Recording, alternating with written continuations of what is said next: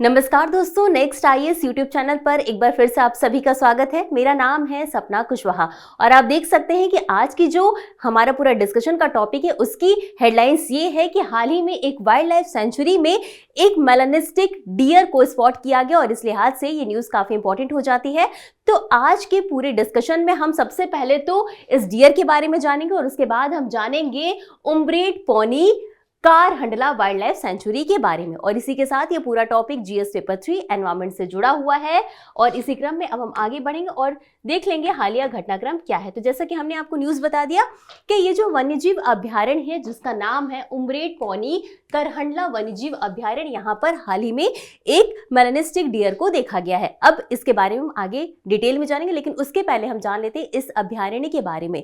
तो ये जो अभ्यारण्य है सबसे पहले हमें जानना है कि ये किस राज्य में स्थित है। तो ये महाराष्ट्र में स्थित है और महाराष्ट्र के भंडारा जिले की पौनी तहसील और नागपुर जिले के उम्ब्रेड, कुही और भीवापुर तालुका में ये फैला हुआ है। तो आपको पता होना चाहिए कि ये वन्यजीव अभ्यारण्य जो है वो महाराष्ट्र में स्थित है। अब इसके साथ ही ये जो एरिया है वन्यजीव अभ्यारण्य का, यहाँ पर वैन गंगा नदी और गोसे खुर्द बांध स्थित है और ये जो पूरा अभ्यारण्य है वो 180 से 200 वर्ग किलोमीटर क्षेत्र में फैला हुआ है। और एक और बात जो आपको याद रखनी है वो ये कि ये जो अभ्यारण्य है ये ताडोबा अंधारी टाइगर रिजर्व और नागजीरा वन्यजीव अभ्यारण्य से जुड़ा हुआ है, लगा हुआ है। अब जो सबसे इंपॉर्टेंट बात आती है वो यहाँ पर पाए जाने वाले जैव विविधता के बारे में आती है। तो यहाँ पर इसी क्रम में हम जानेंगे यहाँ पर पाए जाने वाली वनस्पति के बारे में और उसके बाद जानेंगे यहाँ पर पाए जाने वाले जीव जंतु के बारे में। उसके पहले आप एक बार ये मैप देख लीजिए। मैप पर ये जो उम्ब्रेड पौनी वाइल्ड लाइफ सेंचुरी है यहाँ पर इसकी लोकेशन है। अब आप ये पूरा मैप देख लेंगे तो ये रहा आपका महाराष्ट्र में ये वाइल्ड लाइफ सेंचुरी स्थित है। अब यहाँ पर पाई जाने वाली वनस्पतियों की बात करें तो यहाँ पर सागौन मुख्य रूप से पाए जाते हैं, जो कि 60% इस अभ्यारण्य में 60% क्षेत्र में सागौन वृक्ष देखने को मिलेंगे। इसके अलावा यहाँ पर बांस, तेंदू और महुआ के पेड़ भी मुख्य रूप से पाए जाते हैं। और अब जीव जंतुओं की बात करें तो यहाँ पर बाघ, तेंदुए, जंगली कुत्ते, उड़ने वाली गिलहरी, पैंगोलिन, हनी बैजर और चित्तेदार हिरण भी यहाँ पर देखने को मिलते हैं। तो ये तो हमने समझ लिया इस अभ्यारण्य के बारे में और अब आगे बढ़ेंगे और जान लेते हैं चित्तेदार हिरण के बारे में। हालांकि हमने जैसा कि आपको बताया था कि ये जो अभ्यारण्य है ये खबरों में इसलिए क्योंकि यहाँ पर एक मेलानिस्टिक चीतल देखा गया है ना। अब हम बात करेंगे चित्तेदार हिरण की, तो इसे अक्सर चीतल के नाम से भी जाना जाता है और साथ ही साथ ये हिरण की सबसे आम प्रजाति है ये आपका चित्तेदार हिरण जो है। अब वैज्ञानिक नाम की बात करेंगे तो इसका वैज्ञानिक नाम है एक्सिस।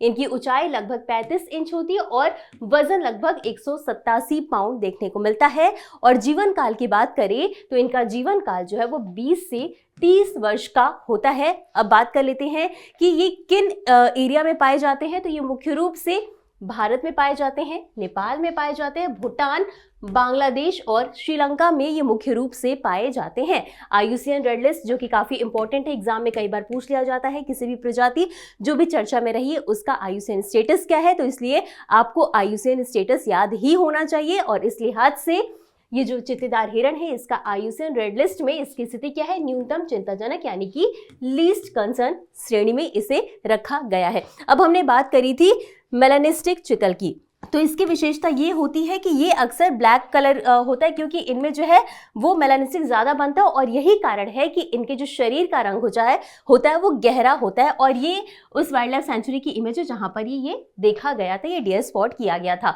तो यही था आज का हमारा पूरा डिस्कशन का टॉपिक और इसी के साथ अब हम आगे बढ़ेंगे और देख लेंगे इससे जुड़े एक अभ्यास प्रश्न को। तो प्रश्न है, उम्ब्रेड पौनी कारहंडला वन्यजीव अभ्यारण्य के संबंध में निम्नलिखित कथनों पर विचार कीजिए। तो आपके पास 3 कथन है, तीनों कथनों को बहुत ध्यान से देखिएगा।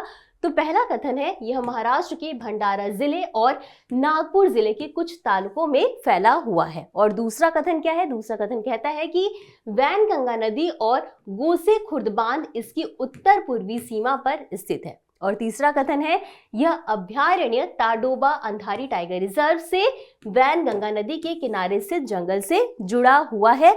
आपको बताना है कि उपयुक्त में से कौन सा या कौन से कथन सही है या सही है। तो आपके पास 4 ऑप्शंस हैं, ए केवल 1, बी केवल 2 और 3, सी केवल 1 और 3 या डी 1, 2 और 3। और इस प्रश्न का उत्तर आपको हमेशा की तरह कमेंट बॉक्स में देना है।